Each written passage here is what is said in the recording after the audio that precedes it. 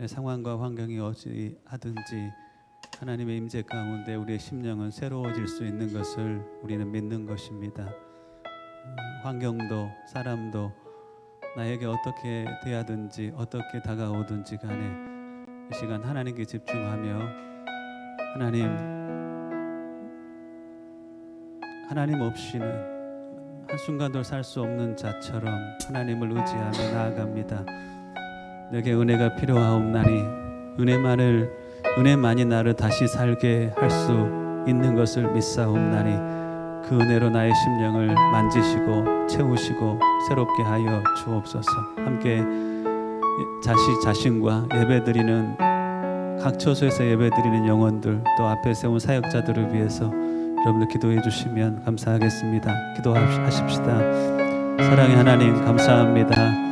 주님 없이는 우리가 짐승과 같고 주님 없이는 우리가 하나님 메마른 막대기와 같은 자인 것을 고백합니다. 주님으로 주의 백성들을 채우심에 다시 새로워지는 은혜를 덧입혀 주시옵소서. 왕 되신 하나님의 임재와 다스리심을 구함으로 나아갑니다. 왕 되신 하나님의 그 임재와 다스리심을 구하며 나아갑니다. 깨어나게 하시고 하나님 우리의 심령을 깨트려 주시어서 하나님이 기뻐하시는 영적 그 거룩한 상태 가운데 다시 나아가며 회복되는 귀한 예배가 되게 하여 주옵소서. 세운 사역자들을 주께 올려드립니다. 기도로 준비해 가게 하여 주옵소서.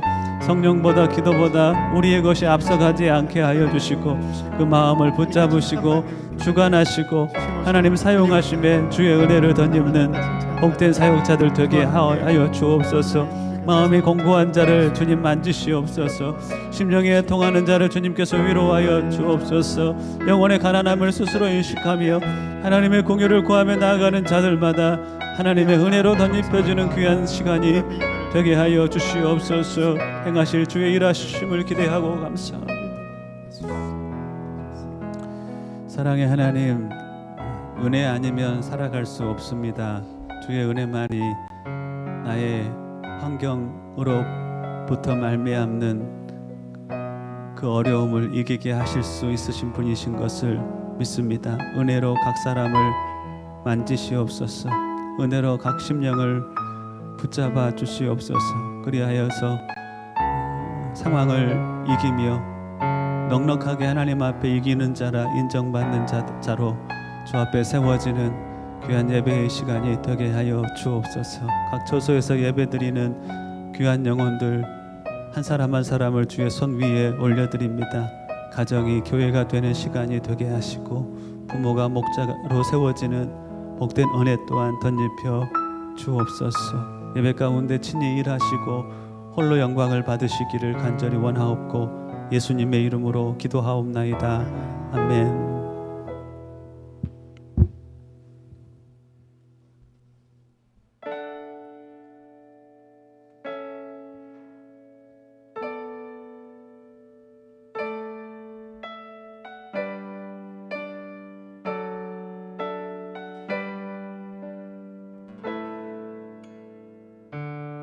주를 위한 이곳에 예배하는 자들 중에 그가 잔일이 없어 주님께서 슬퍼하시네.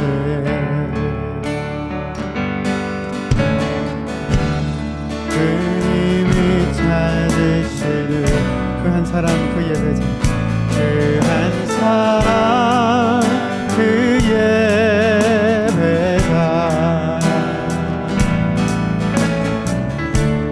내가 그 사람들을 간절히 주께 예배하네. 그 은혜로 이곳에 서있네. 이곳에 서 있네.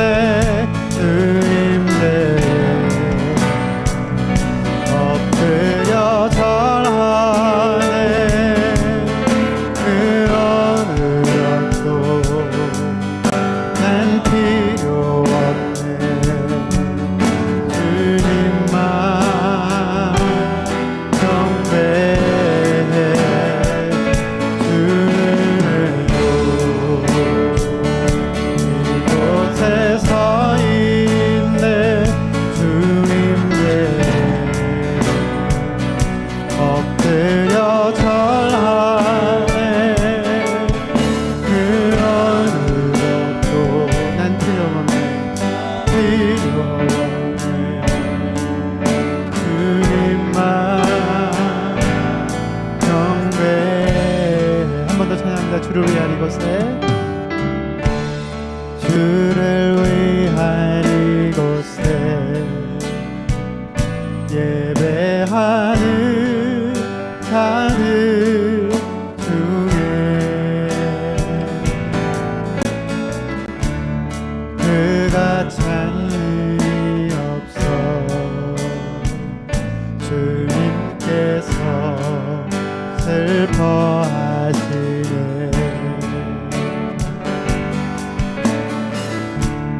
주님이 찾으시는 그 한 사람, 그 예배자, 그 예배자, 내가 그 사람들을 간절히 주께 예배하네. 주 은혜로 이곳에 서 있네. 주 은혜로 이곳에 서 있네. 주인들 엎드려 절하네. 그 어느 것도 난 필요 없네. 주님만 경배해. 주 은혜로 이곳에 서 있네. 주인들 엎드려 절하네.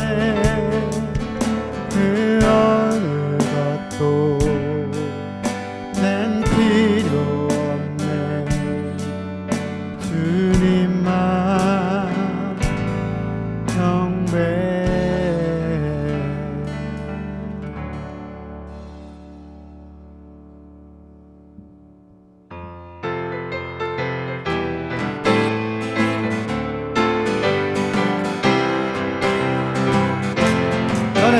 너는 담장 너머로 뻗은 나무, 담장 너머로 뻗은 나무, 마체의 열매처럼 내 귀한 축복이 삶을 가득해 넘쳐날 거야. 너는 어떤 시련이 와도 그 편에 있어.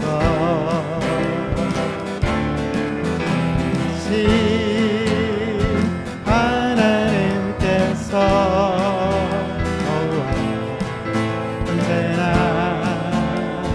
함께 하시니 나는 하나님의 사랑, 아름다운 하나님의 사랑, 나는 널 위해 기도하며 내 길을 축복할 거야.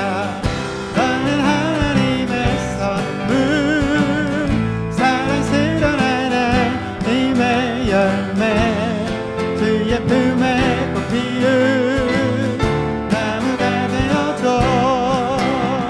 나는 담장 너머로 뻗은 나무, 담장 너머로 뻗은 나무, 나의 열매처럼 내 귀한 축복이 삶에 가득히 가득히 넘쳐날 거야. 너는 어떤 시련이 와도 미리 와도 내 편에 나 있어.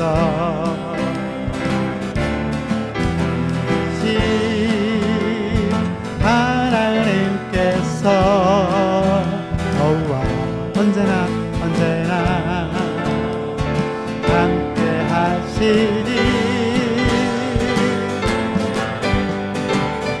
너는 하나님의 사랑, 아름다운 하나님의 사랑. 나는 널 위해 기도하며 내 길을 축복할 거야. 너는 하나님의 선물, 사랑스러운 하나님의 열매, 그 예쁨의 꽃 피운 나무가 되어줘.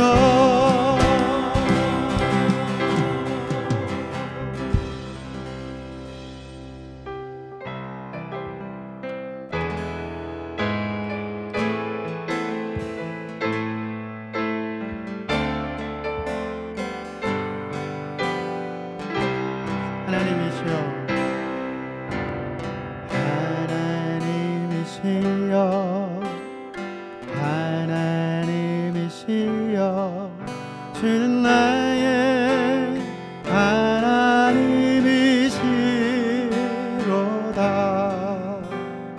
나의 몸과 마음 주를 갈망하며 이제 내가 주께 고백하는 말.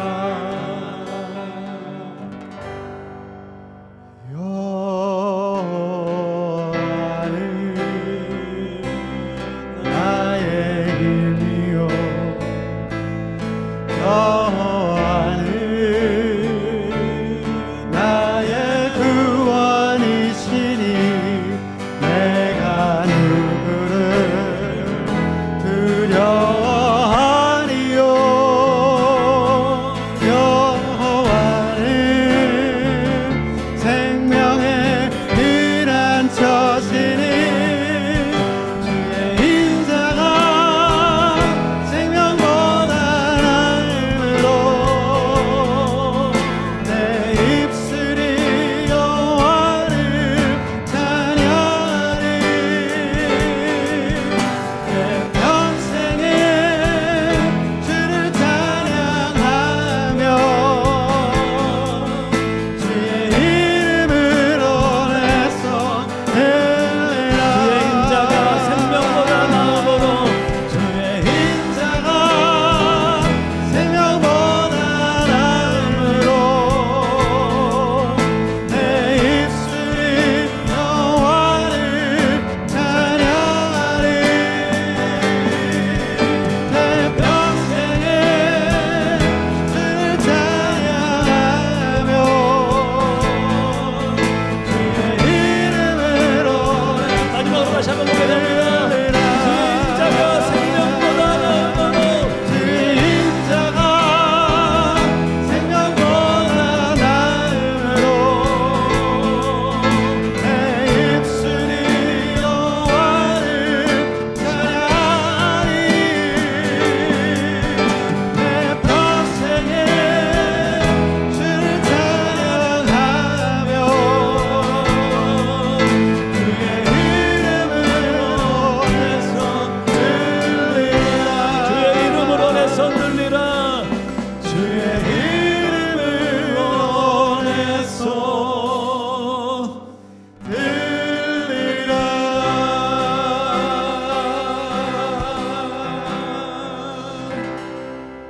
살아계신 하나님, 주님을 찬양하며 예배하는 귀한 자리에 나아가게 하심에 감사합니다.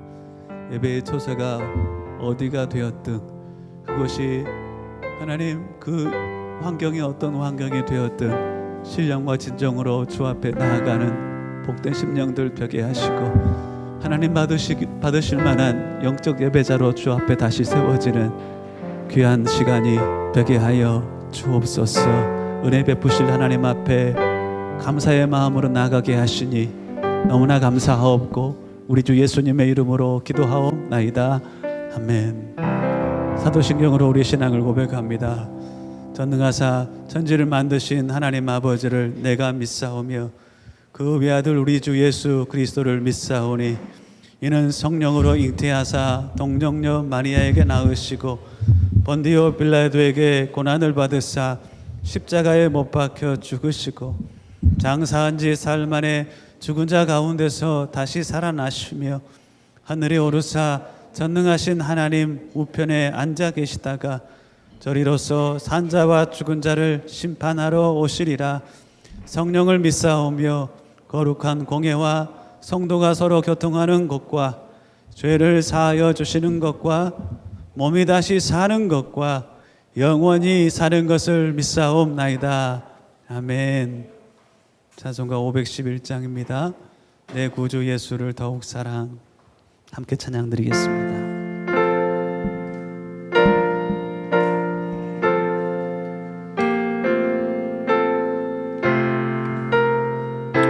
우리의 고백으로 주님을 찬양합니다.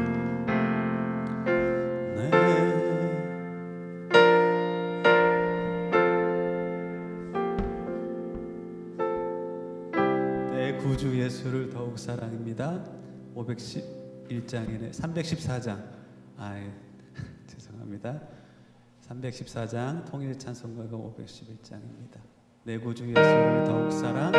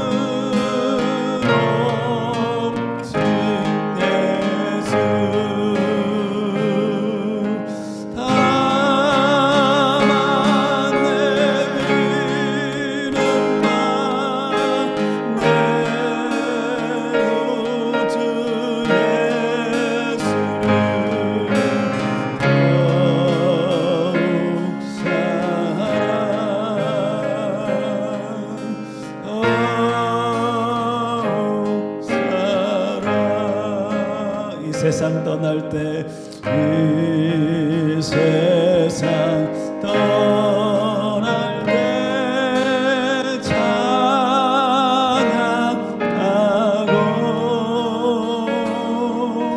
숨질 때 하는 말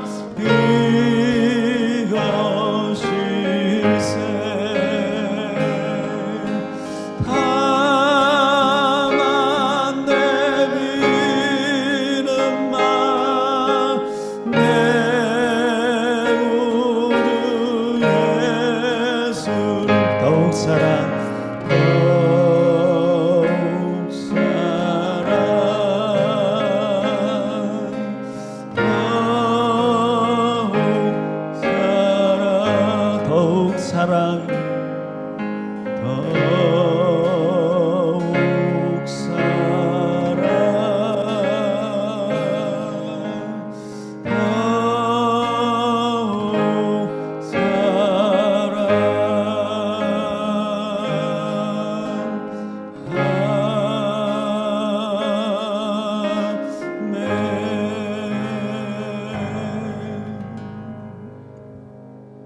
아멘. 하나님 말씀 봉독해 올립니다. 주신 말씀 마태복음 5장 말씀입니다. 불 켜줘. 안수 형제 여기 불 켜야 되겠네요. 마태복음 5장 1절로 12절까지 말씀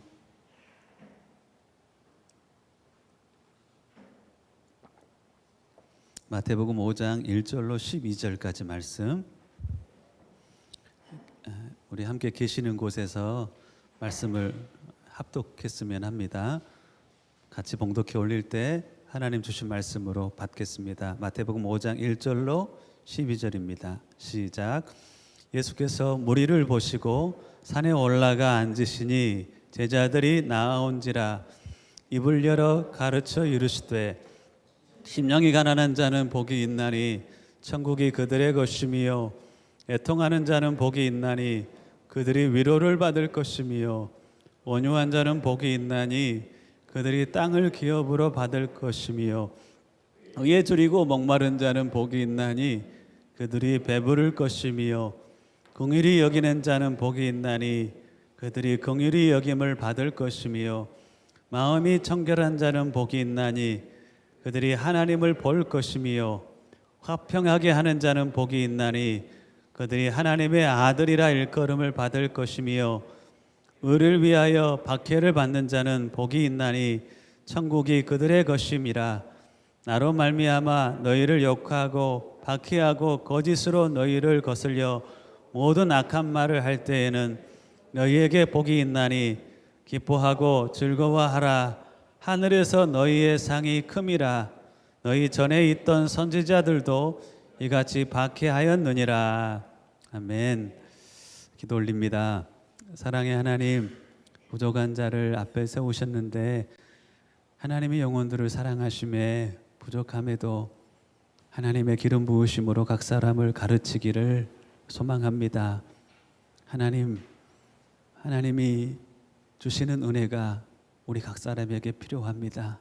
마음이 공고한 자를 위로하시고 삶의 버거운 자들을 짐을 주님께서 감당하심에 하나님 다시 힘을 얻고 일어서는 귀한 예배의 자리가 되게 하시되 나의 삶을 향한 나의 문제를 향한 하나님의 들려주시는 음성으로 말미암아 뜻을 정하는 귀한 자리 또한 되게 하여 주옵소서. 주님의 복을 사모함으로 나아갑니다. 주님이 나의 복이시오니 주님을 누리고 맛보는 귀한 예배의 시간이 되게 하옵소서.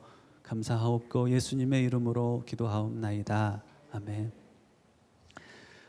제가 성경 암송을 처음 했던 구절이 고린도전서 13장이었던 것 같습니다. 사랑장을 처음 암송했던 것 같고 두 번째 암송했던 구절이 바로 마태복음 5장 팔복을 암송했던 것 같습니다. 내 의지를 가지고 내가 성경을 암송해야 되겠다라고 굳게 다짐하고 그랬으면 얼마나 좋겠습니까? 교회에서 성경 암송대회가 있다고 그래서 하는 수 없이 외웠습니다. 열심히 외워서 상도 탔는데 고린도전서 13장은 제가 2등을 했습니다. 지금도 1등한 그놈을 내가 잊지를 못합니다. 김사무엘이라고 아주 똑똑했고 저보다 잘했습니다. 근데 그때는 말씀만 외웠는데 예수님을 만나고 그 말씀의 의미가 조금씩 내 심령 가운데 새겨지는 은혜가 있었습니다. 그때 어쨌든 교회에서 그렇게 하라고 해서 했던 말씀 암송이 제 삶 가운데 그렇게 유익이 됐다는 것을 깨닫고 주일학교 아이들에게 말씀을 외우게 하는 일들을 목회를 하면서 시작을 했던 것 같습니다. 마태복음 5장은 예수님이 산 위에서 제자들을 부르시고 그들에게 10가지 아주 중요한 가르침을 말씀하시는 대목입니다. 여러분들, 산 위에서 구약에 어떤 사건이 아주 중요한 사건이 있었습니다. 하나님이 시내산에 모세를 부르시고 그에게 10가지 인생의 계명, 지켜 살아가 행복해 될 10가지 인생의 계명을 주셨죠. 자, 출애굽기 20장의 그 사건하고 오늘 산상순이라고 일컬어지는 이 말씀하고는 매우 중요한 말씀입니다. 출애굽기 20장에 하나님이 모세를 부르시고 이스라엘이 행복하게 살게 하기 위하여서 10가지 계명을 주셨던 것과 마태복음 5장에 하나님께서 산 위에 제자들을 부르시고 너희들의 인생 가운데 하나님의 나라가 이루어졌으면 좋겠다. 하나님의 온전한 통치가 이루어지는 삶은 이러한 것이다 라고 말씀하시면서 천국 헌법 10가지를 백성들에게 가르치는 대목이 바로 마태복음 5, 6, 7장의 산상수인 것입니다. 굉장히 중요하겠죠. 그렇죠. 그 10가지 예수님의 아주 중요한 가르침 중에 첫 번째 가르침이 뭐냐면 8가지 복이 있다는 거예요. 하나님 나라 안에 맛보는 8가지 복이 있는데 나는 너희들이 이 복을 누리며 살았으면 좋겠어 하는 마음을 우리에게 전달하는 겁니다. 오늘 여러분들이 이 본문의 말씀을 한 번 이상은 읽어보셨을 겁니다. 어떤 의미인지도 모르겠고 내가 세상에서 받고 싶은 복과는 좀 다르다라고 여겼을 수도 있습니다. 그런데 놀라운 사실은 있잖아요. 하나님이 우리에게 주고자 하는 복을 우리가 하나님을 향하여서 주시라고 기도하기 시작했었을 때는요, 하나님이 그 복을 우리에게 주신다는 겁니다.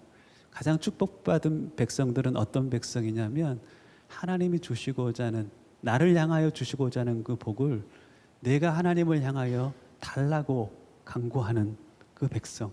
그러면 하나님이 그 복을 주시거든요. 제가 늘 말씀드리는 하나님의 우리를 향한 열망과 우리의 하나님을 향한 열망이 만나면, 같아지면 그 인생 가운데 하나님께서 예배해 놓으신 놀라운 복의 역사가 있게 되는 것입니다. 여러분들 이 복을 새해 받아 누리시고 나누시는 저와 여러분들이 되실 수 있기를 주님의 이름으로 간절히 축원합니다. 자, 오늘은 그 8가지 복 중에 첫 번째와 두 번째 복을 함께 나누고 싶습니다.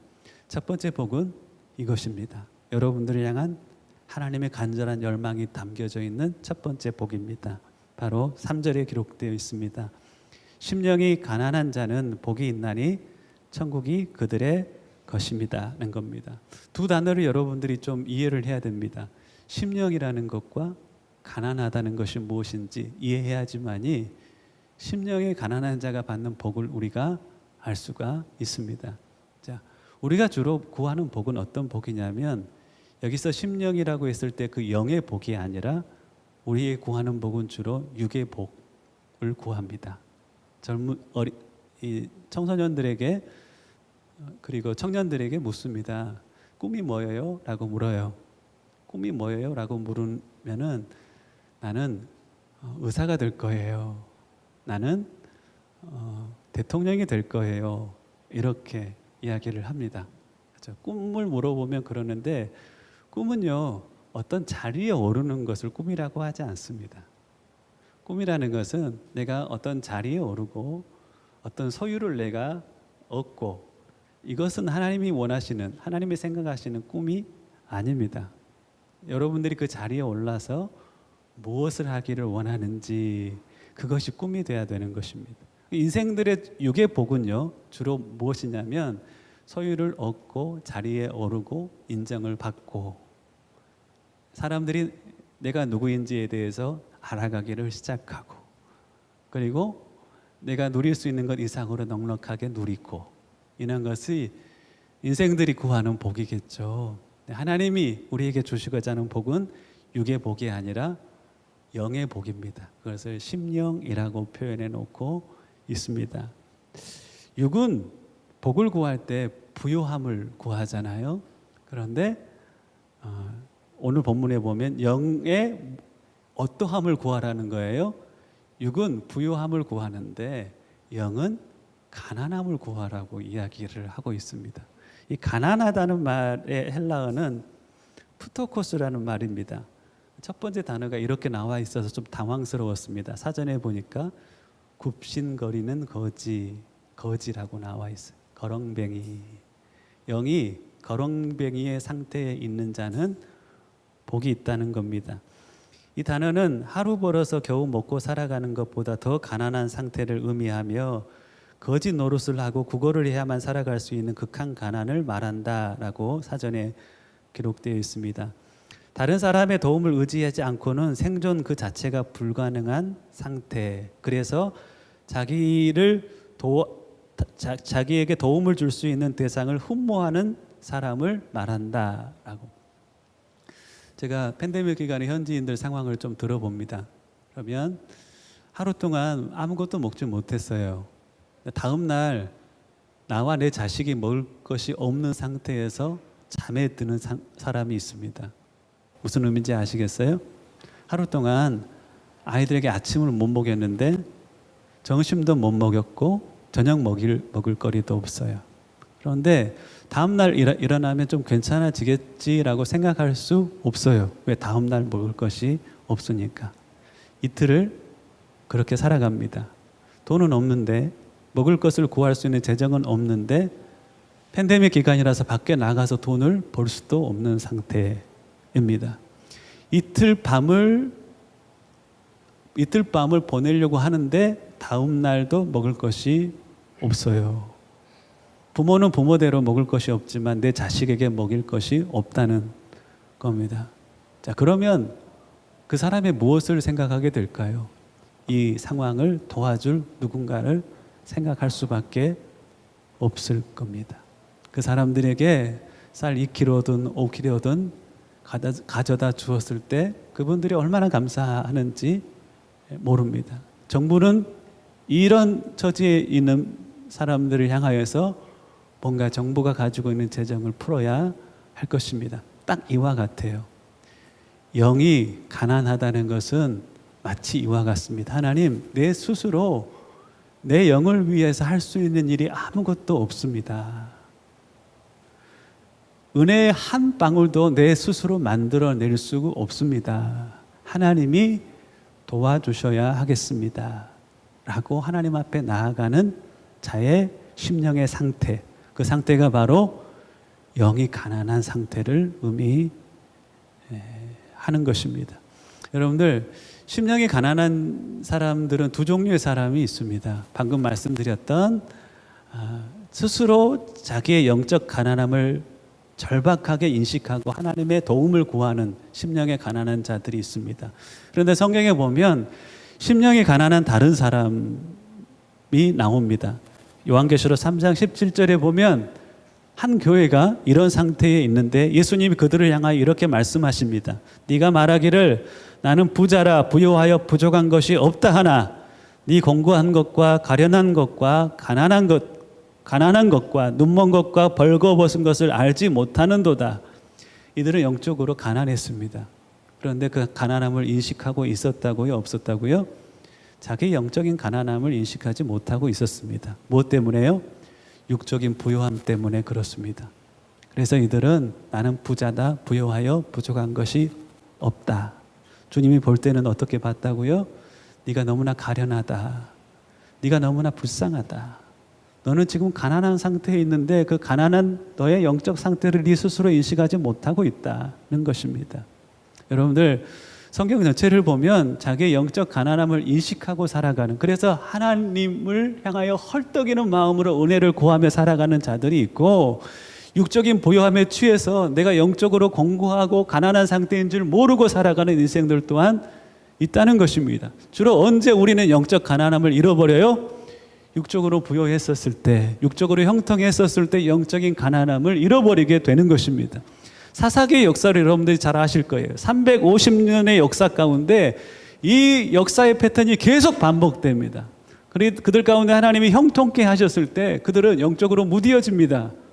그래서 영적 자기의 가난한 그 상태를 인식하는 인식하는 감각이 그들 가운데 무디어지는 것이, 그래서 하나님을 떠납니다. 부유함에 취해버리는 것이.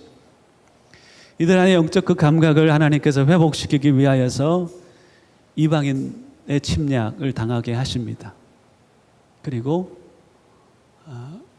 그들의 침략 가운데, 공고함 가운데 무엇을 깨닫게 되냐면 육적인 공고함 가운데 하나님, 우리가 죄를 범하였습니다. 그때서 영적인 그 가난한 상태를 인식하기를 시작을 하는 것입니다. 다윗도 형통했을 때 죄를 범하였습니다. 우시아라는 왕이 아주 선한 왕이었습니다. 하나님이 형통케 하셨어요. 16세 때 왕이 되어서 하나님을 의지하고 하나님 없으면 안 되겠습니다라고 간절히 하나님 앞에 기도하며 나라를 통치했을 때 하나님이 형통함을 주셨습니다. 하나님이 형통케 하자 영적 가난함에 대한 감각을 잃어버렸습니다. 그리고 타락했던 왕들의 모습, 역사는 반복됩니다. 우리 또한 마찬가지예요. 편안하면 영적으로 무디어집니다. 여러분들 시편 9편 67절하고 71절을 잘 아실 겁니다. 고난당하는 것이 내게 유익이라. 이로 인하여 내가 주의 말씀을 기억하게 되었다는 거예요. 하나님이 고난 주신 것들이 내게 영적으로 유익이 되었다는 고백들을 시편 기자뿐 아니라 믿음의 사람들은 하고 있어요. 어떤 유익일까요? 내 영적 가난함에 대한 주님이 없으면 내가 아무것도 아니라는 그 영적 가난한 상태에 대한 인식이 삶의 공고함 가운데 그들 가운데 시작이 되었다는 것입니다. 저 개인적으로도 사실 이 말씀은 다른 사람, 어떤 사람이 아닌 제 자신에게 하나님께서 주신 말씀인 것 같습니다. 바울은 빌립보서 3장에 보면 율법의 의로는 흠이 없다라고 기록하고 있습니다. 하나님의 은혜가 임하자 로마서 7장 24절에 바울은 이렇게 고백합니다. 오라 나는 공고한 자다, 비참한 자다는 것입니다. 누가 이 사망의 몸에서 나를 건져내랴.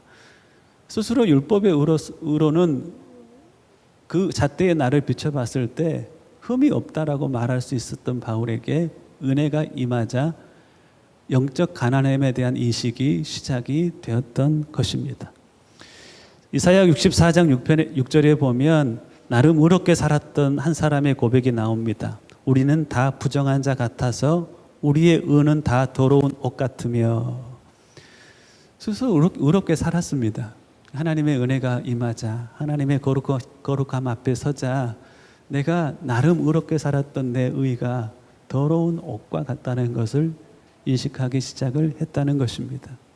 하나님의 은혜로 겸손해지면 그때서야 나의 교만함을 인식하기를 시작을 합니다.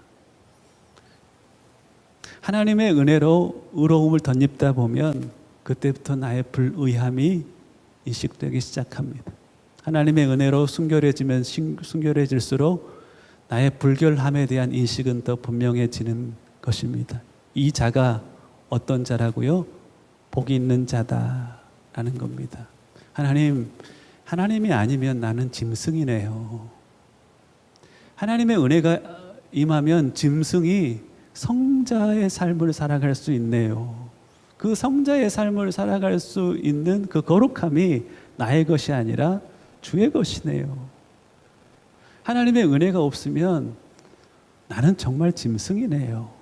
욕망의 노예로 살아가고 쾌락의 노예로 살아가고 상처의 노예로 살아갈 수밖에 없는 아주 비참한 존재이네요. 나 같은 자에게 하나님의 은혜가 필요합니다.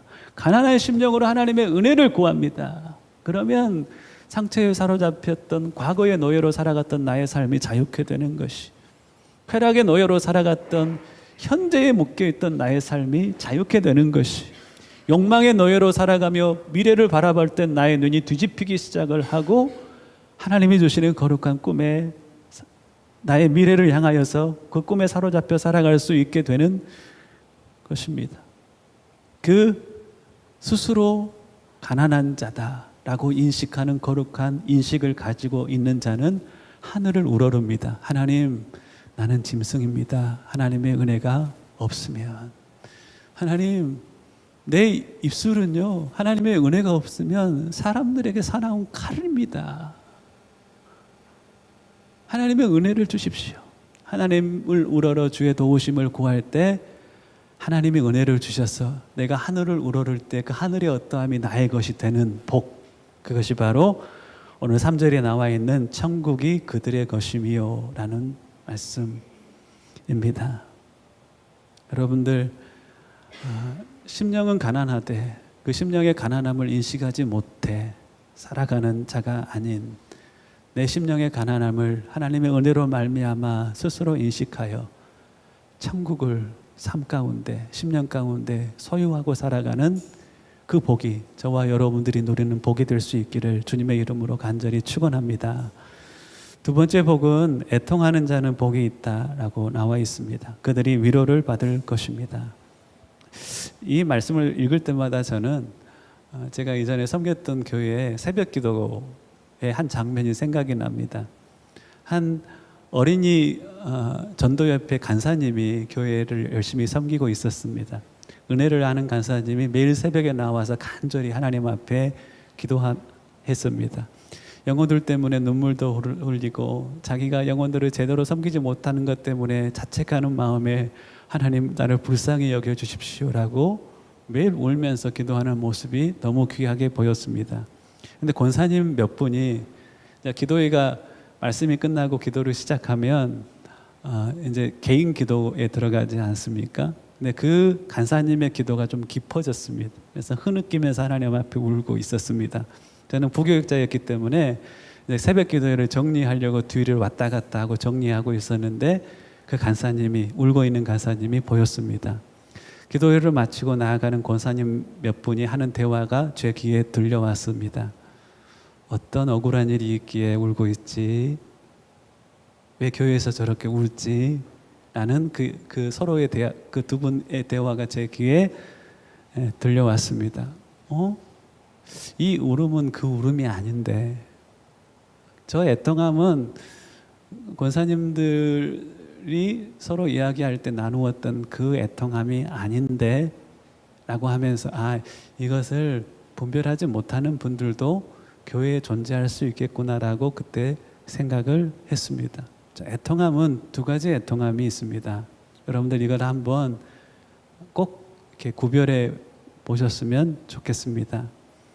자기 성찰과 자기 자신을 성찰하며 다른 사람들을 연민할 때 흘리는 눈물이 있습니다.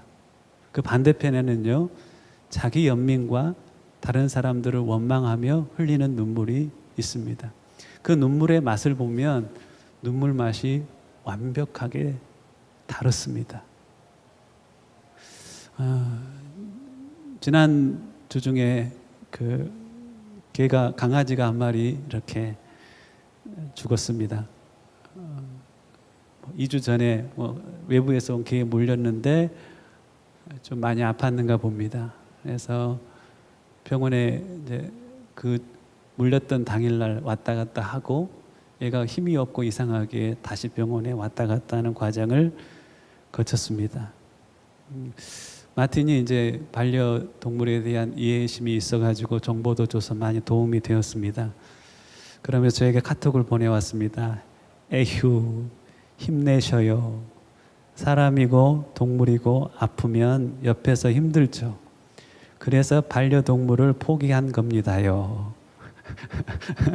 아프면 곁에서 힘들다는 거예요.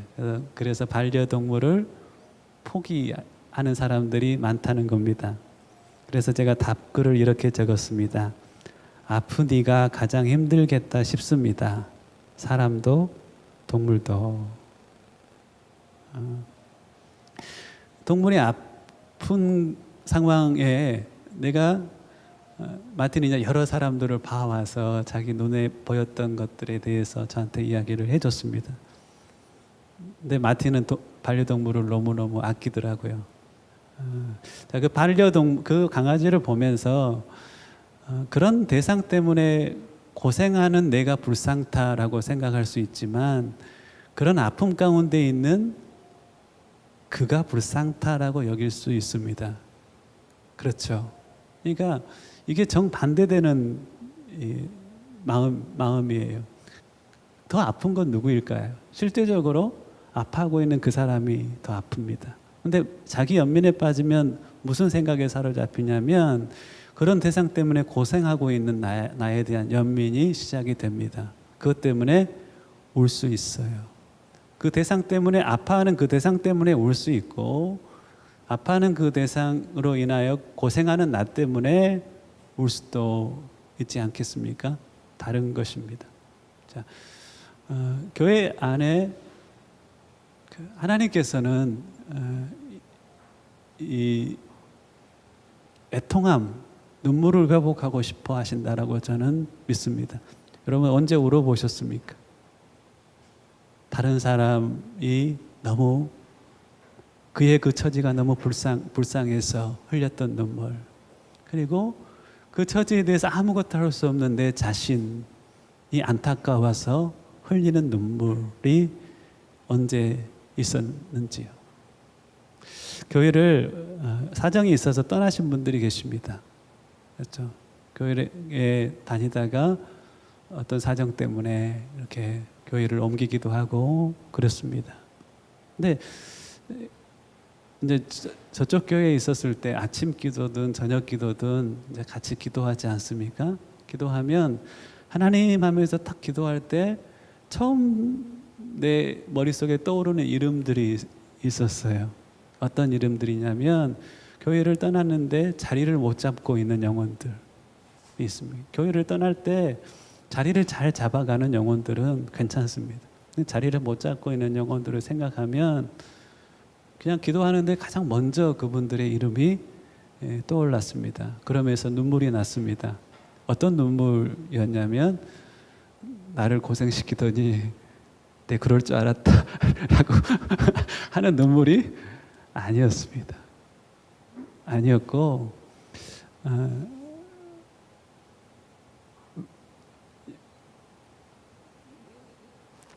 힘들어하니까 어쨌든 힘들어하니까 그것이 좀 안타까웠고, 그리고 내가 좀 내 품이 좀 품을 수 있는 품이었다면 얼마나 좋았을까.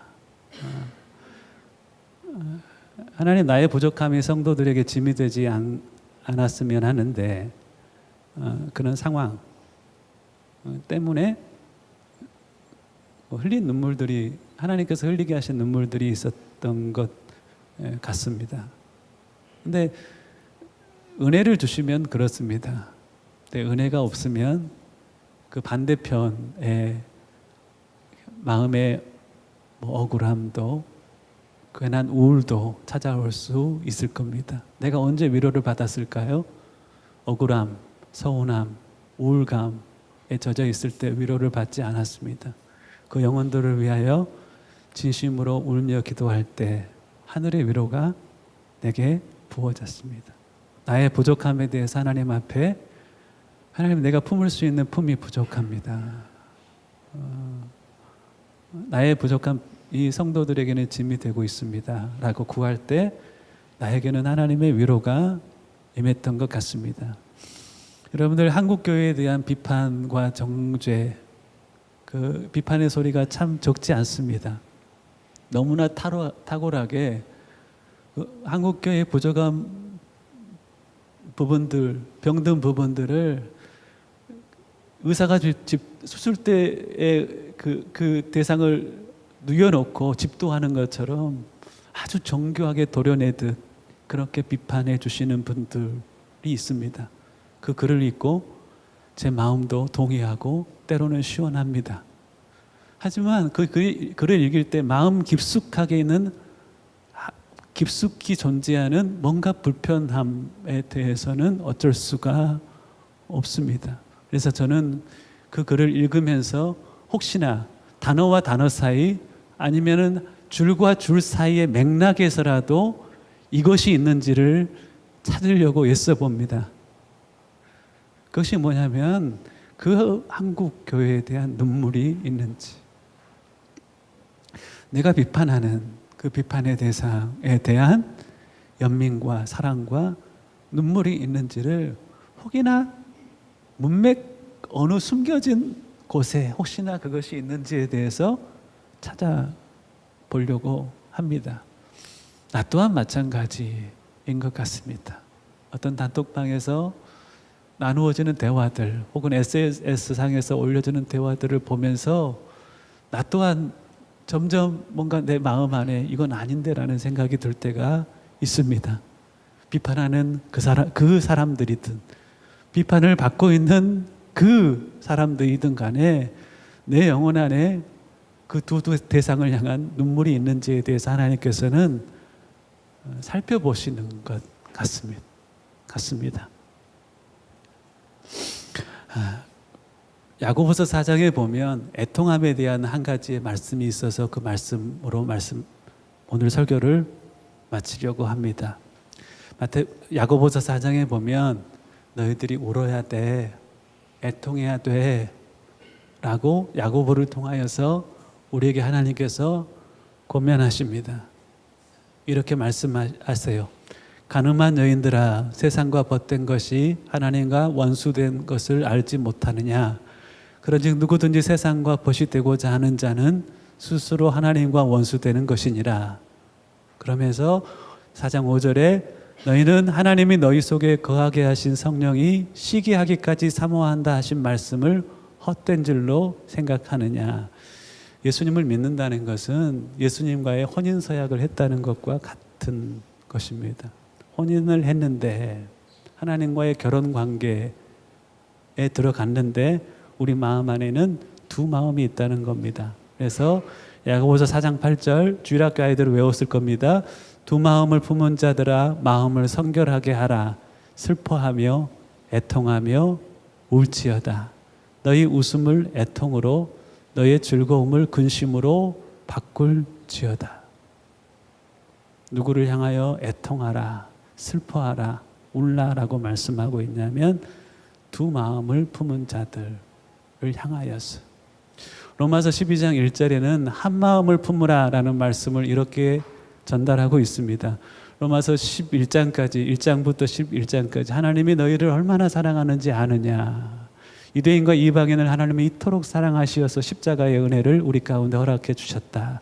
너희가 이 자비, 하나님의 자비와 사랑을 안다면 마땅히 하면서 이렇게 말씀하십니다. 내가 하나님의 모든 자비하심으로 너희를 권하노니 너희는 너희의 몸을 하나님이 기뻐하시는 거룩한 산 제물로 드리라. 이는 너희의 드릴 영적 합당한 삶이라는 거예요. 합당한 예배니라 하면서 너희는 이 세대를 본받지 말고 마음을 새롭게 함으로 변화를 받아 하나님의 선하시고 기뻐하시고 온전하신 뜻이 무엇인지 분별하도록 하라. 왜 이 말씀을 하셨을까요? 우리 마음 안에 두 마음이 있기 때문이라는 거예요. 여러분들 우리는 바라보는 것을 닮게 되어 있어요. 여러분들 하나님을 바라보면 하나님을 닮게 되어 있고, 여러분들이 돈을 향하여서 지나치게 마음을 쏟다 보면 돈을 버는 것 죄 아닙니다. 그렇잖아요. 돈을 많이 버는 거 왜 그게 죄겠습니까? 하지만 성경은 분명하게 돈을 사랑하는 것이 일만하게 뿌리다 라고 말씀하고 있습니다. 그것은 뭘 의미하는가요? 내 영혼이 돈을 향하는 걸 뜻합니다. 돈을 사랑하는 걸 뜻합니다. 그러면 내가 향하는 것은 그것이 나에게 영향력을 주어서 내가 그것을 반사하게 되어 있습니다. 그래서 어떤 사람의 얼굴에는 돈빛이 있어요. 돈빛이. 돈빛이 어떤 빛깔인지 아세요? 동우야, 백동우, 돈빛이 어떤 빛깔인지 알아? 모를걸? 그렇지. 근데 어떤 사람은 정말로 얼굴에 돈빛이 있어요. 그래서 그 돈을 벌기 위해서 사람들을 쉽게 이용을 합니다. 어떤 사람은 그가 향하는 것이 이성이에요. 이성. 그래서 색빛이 있습니다. 남성이든 여성이든 색빛이 있어서 그 얼굴에 색빛을 띠고 있는 사람도 있다고 들었습니다. 저는 특별히 본 적은 없습니다. 근데 세 번째는 어떤 빛이 있냐면 흰빛이 있습니다. 권력의 빛 있죠. 얼굴에 보면 권력의 빛이 있습니다. 사람들을 만나면 순서 정하기를 좋아합니다. 위에서 힘주는 그런 권력의 빛을 가지고 살아가는 사람이 있습니다. 사람을 만나면 어디 몇 년도에 졸업했는지 묻는 게 뭐가 잘못이겠어요. 그런데 권력의 빛을 가지고 물으니까 그것이 문제겠죠. 사람의 나이를 묻는 것이 뭐가 문제겠어요. 그 사람을 알려면 나이를 물어야 되겠죠. 근데 권력의 빛을 가지고 물으니 그것이 문제가 되는 것이겠죠. 사람의 그 소유를 묻는 것이 교회는 얼마나 크고 교회는 몇 명이고 교회 재정은 어느 정도고 그가 뭐가 문제겠어요. 그런데 내가 너보다 낫다는 것을 증명하는 과정이 그것이니 그것이 문제겠지요. 여러분들 세상을 사랑하면은 그 마음 안에 하나님을 향한 사랑이 사라지기 시작합니다. 우리 안에 두 마음이 있다는 것입니다. 마치 애인이 있는데 그 애인이 다른 여러 번 들었으니까 아시겠죠. 한 남편이 아내를 향하여서 내가 당신 사랑하는데 저 여자도 사랑해. 한 아내가 남편을 향하여 내가 당신 사랑하는데 저 남자도 사랑해 하는 감정이 예수님께는 매일처럼 든다는 것입니다. 그래서 야고보서 4장 5절에 하나님이 우리 속에 거하게 하신 성령이 시기하기까지 사모한다 하신 말씀을 헛된 줄로 생각하느냐. 하나님이 어떻게 하신다는 거예요? 시기하신다는 것. 마치 사랑한 연인을 빼앗긴 것처럼 시기하신다는 겁니다. 그런 상태에 있는 우리가 세상을 즐기고 있습니다. 세상의 것을 향한 욕망에 사로잡혀 살아가고 있습니다. 그래서 그런 자들을 향하여 이렇게 말씀하십니다. 두 마음을 품은 자들아 마음을 성결케 하라. 슬퍼하며 애통하며 울지어다. 너희 웃음을 애통으로 바꾸어라. 너희 즐거움을 근심으로 바꾸어라 라고 말씀하고 있습니다. 말씀을 정리합니다.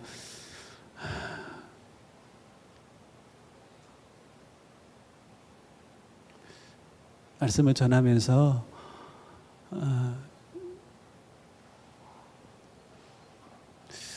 누군가 말로 전하지 않고 삶으로 전한 이가 있다면 참 좋겠다라는 생각을 하게 됩니다. 앞에 있는 목사가 그걸 잘 못하니 이렇게 살아라 말하지 못하고 이렇게 삽시다라고 여러분들에게 말할 수밖에 없습니다. 이 교회에 그런 사람들이 한 사람 두 사람 일어났으면 좋겠습니다. 하나님, 내가 설교를 나의 재능에 의지하여 할 수 있고 경험도 있지만 하나님 도와주지 않으면 나 한 방울의 은혜도 내 안에서 만들어낼 수 없습니다 라고 기도하는 목사가 되어야 되지 않겠습니까? 앞에서 찬양팀이 찬양을 준비하는데 열심히 준비합니다. 하나님 준비는 했습니다마는 하나님의 은혜가 아니면 내 스스로 은혜 한 방울도 만들어낼 수 없습니다 하면서 간절히 하나님 앞에 구하는 그런 사역자들이 함께 되어줄 수 있었으면 좋겠습니다. 마음에 눈물이 사라져 버렸다면 하나님 앞에 나아가서 울기를 시작하셨으면 좋겠습니다. 자기 연민에 사로잡혀 남의 그러함을 원망하여 서러움의 눈물을 흘리는 눈물 말고 영혼들을 불쌍히 여김에 그리고 내 스스로의 부족함이 느껴짐에 울 수 있는 눈물이 있었으면 좋겠습니다. 마지막 글 하나 읽어드리겠습니다. 제가 한국 가면 꼭 들리는 작은 교회가 있습니다. 그 교회가 그 서로 사랑 교회라는 교회인데요. 개척해서 몇 년 되지 않았습니다.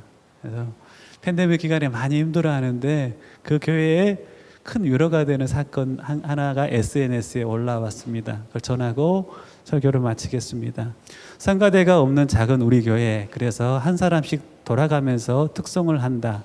잘하든 못하든 혼자 나와 특송을 해야 한다. 부담스러운 자리지만 섬겨야 한다. 여전히 어색하고 떨리지만 다들 각자 나름의 신앙 고백이 있는 찬양들은 선정해서 준비하고 삶의 고백을 찬양으로 올려드린다. 그런 교회입니다. 특송을 하는데 자 들어보십시오. 특송 순서의 성도가 비대면 예배로 못 나오게 되었다. 그래서 내일은 하루가 대신 특송을 한다. 하루라는 애는 그 목사님 사모님의 첫째 아들입니다. 아버지 이름이 하연이고요. 그 아들 이름이 하시고 이름이 루입니다. 그래서 하루라는 이름을 지었습니다. 이 사모님은 제가 교회 사역할 때 첫사랑을 가지고 청년부에서 그 신앙을 막 시작했던 청년이었는데 지금은 사모가 되어 있습니다. 자, 하루가 내일 특송을 한다는 겁니다. 그런데 특송 연습을 하다 말고 와서 갑자기 묻는다. 엄마, 사명이 뭐야? 주보를 열심히 수정하는 중이라서 하루 눈높이에 맞게끔 간단하게 설명을 해줬답니다. 하나님이 우리들한테 맡겨주신 일, 어린이집에서 내준 방학 숙제 같은 것 하루는 6살 정도입니다. 엄마, 나 내일 사명 특송할 건데 마음이 막 떨려. 엄마가 묻습니다. 뭐가 떨려? 잘하면서. 괜찮아. 잘할 거야. 이 하루는 노래하기를 아주 좋아하는 아이입니다. 항상 스스로 찬양을 고르고 연습했으니까 대수롭지 않게 여기면서 가볍게 대답하고 하던 일을 계속했다. 몇 시간을 연습하고 집에 돌아왔는데 집과 교회가 붙어 있습니다. 12시가 넘어도 안 자고 누워서 계속 흥얼거리면서 내일 특송을 위해 기도해 주세요. 기도했는데 기도를 또 해주세요 라고 하는 거예요. 자, 기도하고 나서도 계속 특송 연습을 하길래 물어보았다. 하루야, 찬양이 너무 어렵지. 다른 곡 할래? 갑자기 가슴에 얼굴을 파묻더니 눈물을 글썽이면서 아니, 어렵지 않고 너무 아름답고 슬퍼서 라고 대답한다. 순간 엄마는 얼음이 되었다는 거예요. 말로 표현 못할 이상한 뭉클함이 오더니 눈에는 눈물이 핑 돌았다. 그래도 하루의 생각을 듣고 싶어서 차분히 물었다. 하루야, 어떤 게 아름답고 슬펐어? 이 아이가 찬양을 하면서 너무 이 찬양이 아름답고 슬펐다는 겁니다. 그래서 눈물이 났어요. 엄마가 물어봤어요. 어떤 게 아름답고 슬펐어? 근데 하루의 대답입니다. 죽어가는 저들을 위해 나를 버리길 바라오. 이게 아름답잖아. 죽어가는 사람들이 생각이 났고 그 죽어가는 영혼들을 위해서 나를 버리길 바라오 하는 그 가사 자체가 너무 아름답다는 거예요. 그리고 말을 이었어요. 내가 죽어가는 사람을 대신해서 죽으면 엄마가 슬퍼할까 봐 그게 슬펐지 라고 대답을 하는 거다. 할 말을 잃었다. 이번에도 하루한테 직접 기도하라고 했다. 내가 기도하면 울까 봐. 재우고 나니 잠이 안 온다. 피곤도 풀렸다. 오늘을 기념하고 싶어서 담벼락에 남긴다. 내일 특성은 더 특별할 것 같다. 하루의 마음에 눈물이 있었어요. 어떤 눈물이냐면 6살짜리 아이가 찬양을 하면서 죽어가는 영혼들에 대한 연민이 마음 가운데 이렇게 부어졌던 거예요. 너무 불쌍하다. 그리고 그 영혼들을 위해서 나를 버릴 수 있어도 좋겠다 하는 마음이 그 6살짜리 아이에게 하나님께서 그 마음을 허락하신 거예요. 그러면서 또 하나의 슬픔이 있었던 거예요. 그게 뭐냐면 내가 죽어가는 사람을 대신해서 죽으면 엄마가 슬퍼할까 봐 그게 슬펐지. 나는 죽을 수 있을 것 같은데 엄마가 나를 잃어서 슬퍼할 것 같아서 그게 슬펐던 거예요. 이 아이에게는 두 대상에 대한 눈물이 있었어요. 바로 죽어가는 영혼들에 대한 눈물이 있었고 죽어가는 영혼들을 위해서 나는 죽을 수 있을 것도 같은데 내가 죽으면 엄마가 아파할 것 같아서 그것이 슬펐다는 거예요. 이 아이의 마음 안에 있는 그 애통함이 바로 성경에서 말하고 있는 그 애통함이에요. 나를 연민하며 상대를 원망하며 흘리는 눈물하고 그 맛이 틀린 영혼들을 연민하며 나를 돌아보며 흘리는 그 눈물이 있는 자는 하나님께서 하늘의 문을 여시고 그 영혼을 위로하시겠다라고 말씀을 하시는 겁니다.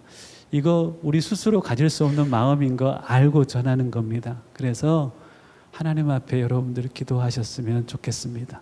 내 영이 가난하다는 것을 스스로 인식하지 못하고 있다면 하나님 나의 영적 가난함이 인식되어지게 하여 주옵소서. 나의 가난함과 가련함과 비참한 그 모습이 하나님 앞에 인식되어지는 은혜를 허락해 주십시오. 나를 회복할 수 있는 은혜 한 방울도 내 스스로 만들 수 없는 자인 것을 하나님 앞에 고백할 수 있었으면 좋겠어요. 그래 하나님 계시는 그 하늘을 우러를 때 천국이 우리의 것이 될 것입니다. 이전에 흘렸던 눈물과는 전혀 맛이 다른 하나님이 주시는 그 눈물이 나의 눈물이 되어지게 하여 주십시오. 나를 묶고 있는 그 사슬을 내 스스로 끊을 수 없어 하나님 도우심을 구합니다. 하나님, 주께서 원하시는 그 나의 눈의 눈물이 다시 회복되어지는 은혜를 허락하여 주십시오. 그러면 오늘 약속하신 그 복이 저와 여러분들이 누리는 복이 될 줄로 믿습니다. 이 시간 두 손을 잠깐 모으시고 함께 기도하셨으면 좋겠습니다. 가진 소유에 취해버려서, 세상의 즐거움에 취해버려서 나의 영적 가난함에 대한 거룩한 인식이 사라져버린 채 살아가고 있다면 여러분들 이 복을 구하십시다. 심령이 가난한 자는 복이 있나니 천국이 저희 것임이라 말씀하셨사오니, 라오디게아처럼 영적 가난함을 인식하지 못한 채 스스로 만족하며 사는 인생이 되지 않게 하여 주시고, 나의 비참함과 나의 가련함과 가난함을 하나님 앞에 인식하여 하나님의 도우심을 목마른 사슴과 같이 헐떡이며 구하는 그 삶이 나의 삶 가운데 다시 회복되어지게 하여 주옵소서. 하나님, 이전과는 다른 눈물이 내 눈에 맺혀지는 눈물이 될 수 있기를 원합니다. 이전에 주님의 깊은 은혜 가운데 흘렸던 그 눈물, 영혼들이 불쌍해서 흘렸던 눈물, 하나님, 내 처지가 하나님의 뜻을 섬기기에 너무나 부족하여서, 영혼들의 필요를 채우기에 너무나 부족하여서 흘렸던 그 영적인 눈물이 다시 회복되어지게 하심에 하나님의 위로가 내가 누리는 위로가 되어지게 하여 주시옵소서. 함께 기도하며 주님 앞에 나아가시겠습니다. 살아계신 아버지 하나님, 주 앞에 간구하며 나아가옵나니 이 복이 우리가 누리는 복이 되어지게 하여 주시옵소서. 구하고 원하옵나니 잃어버린 영적 가난함에 대한 거룩한 인식이 다시 시작될 수 있기를, 잃어버린 영적인 눈물이 다시 내 눈에 맺혀질 수 있기를 소망합니다. 하나님의 은혜만이 그 영적 가난함에 대한 인식이 시작되게 하실 줄 믿습니다. 하나님의 은혜만이 다시 내 영혼의 참된 눈물이 시작되게 될 줄로 믿습니다. 보인 자들에게 하늘의 문을 여시고 그 은혜를 부어주시오며, 영혼을 만질 때 영적 가난을 위한 거룩한 인식이 시작되어지게 하여 주시고, 주를 향한 눈물, 영혼들을 향한 그 눈물이 다시 회복되어지는 은혜를 주의 백성들 가운데 허락하여 주시옵소서. 묶임과 매이면 풀어지고 하나님이 부으심 받는 그 은혜로 인하여서 이 주님께서 하나님 약속하신 그 복이 오늘 우리가 누리는 복이 되게 하시고 매일처럼 맛보는 복이 되어지게 하여 주시옵소서. 여러분들, 제 마음 안에 깊은 기도에 대한 열망이 있습니다. 함께 있는 자리에서 잠깐만 더 하나님이 일하실 수 있는 시간을 드리십시다. 하나님, 어찌합니까? 내 스스로 내 자신을 변화시킬 수 없음에 주님 어찌합니까? 그 영적 가난함에 대한 거룩한 인식을 내게 다시 허락하시고, 그 주의 영혼들을 향한 그 눈물이 다시 내 눈에 맺혀지는 은혜도 허락하여 주옵소서. 주님께서 내 심령 가운데 일할 수 있는 시간을 주의 긍휼을 구하며 들으셨으면 좋겠습니다. 기도하시겠습니다. 하나님, 도와주십시오. 하나님, 여기 있는 한 사람 한 사람을 붙잡아 주십시오. 가정 안에 예배드리는 한 영혼 한 영혼을 주님 불쌍히 여겨 주십시오. 하나님의 은혜만이 우리를 살릴 수 있음을 믿습니다. 하나님의 은혜가 심령을 만진다면 그 심령이 회복될 줄을 믿습니다. 주님 불쌍히 여겨주시고 긍휼을 베풀어 주시어서 다시 새로워지게 하여 주시옵소서. 은혜가 결박을 끊을 줄을 믿습니다. 그 강력의 견고한 진들을 무너뜨릴 줄 믿습니다. 우리의 모든 생각을 사로잡아 그리스도 예수께 복종케 되어지게 하여 주시옵소서.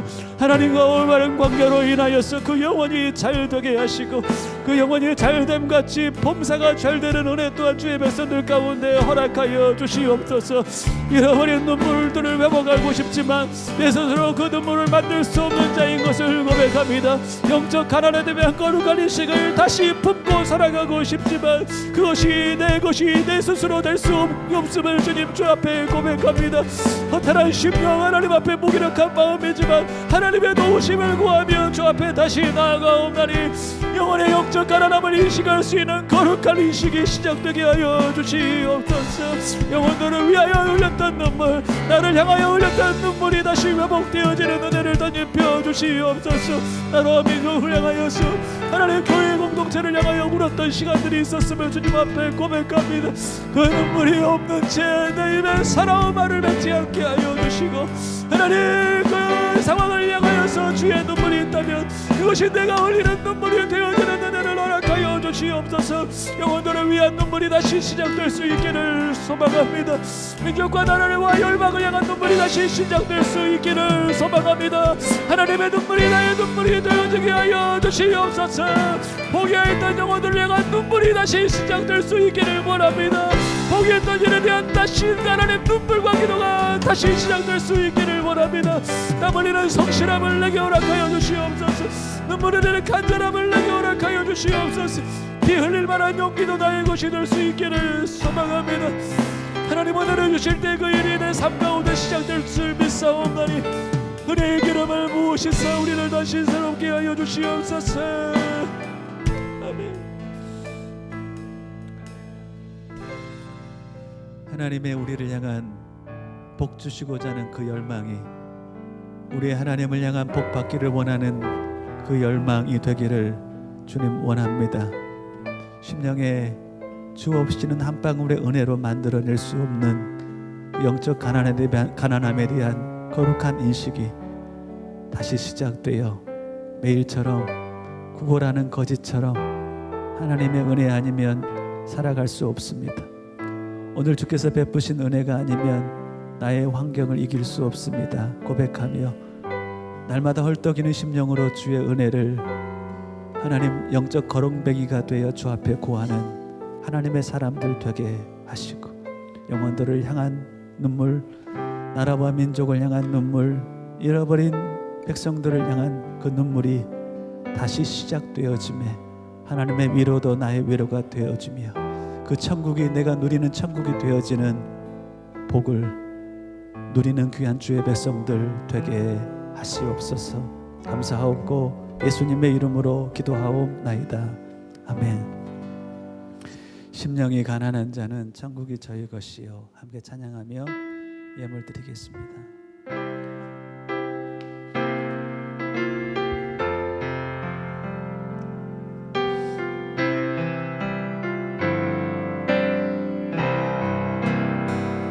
심령이 가난한 자는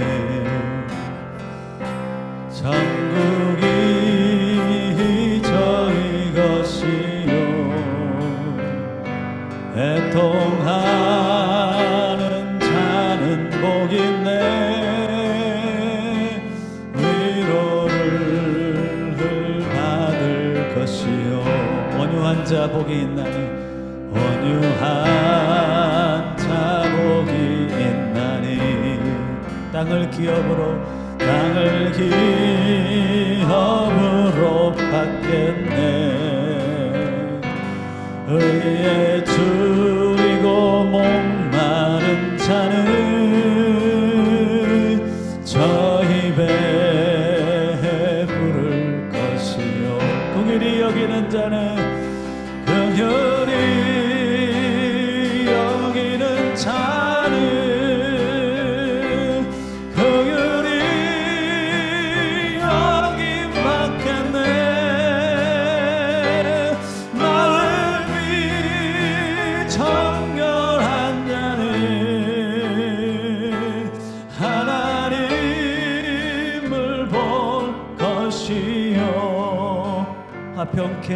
화평케 하는 자는 하나님의 아들이라.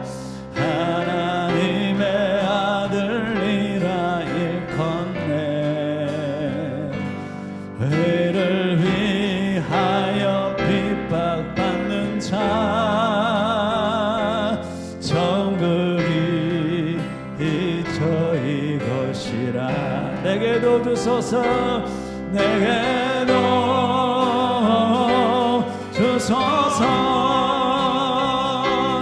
내가 복을 받기 원하네. 내 주여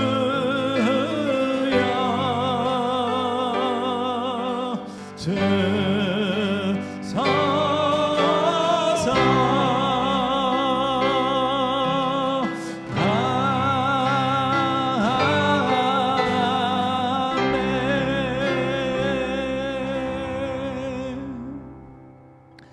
기도 올립니다.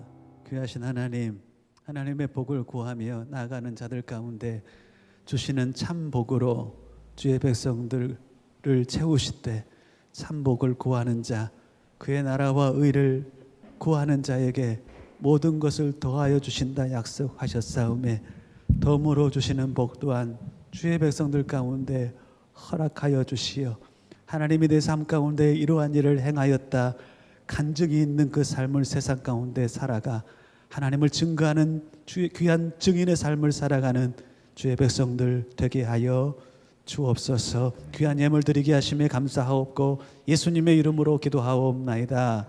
아멘.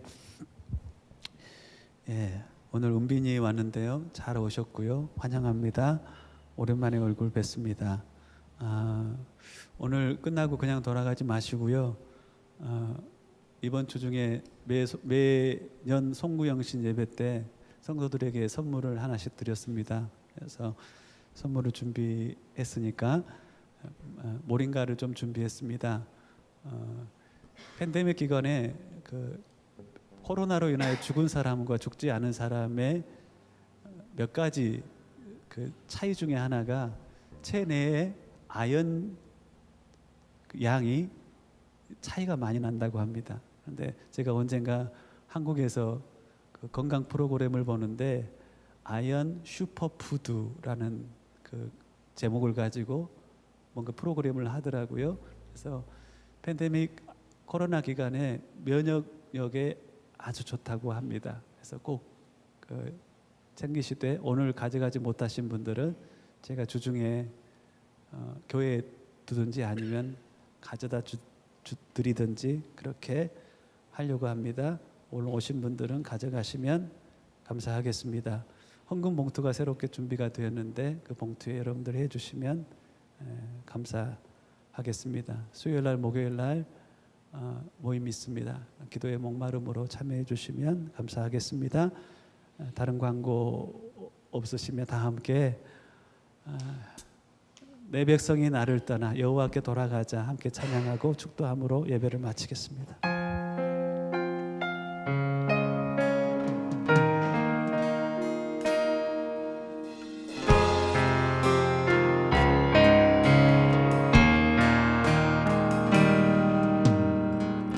내 백성이 나를 떠나 돌아섰지만 내 사랑이 내 백성을 보기 못하니 내 모든 것 내어주고 나 그들 얻으리라 여호와께 돌아가자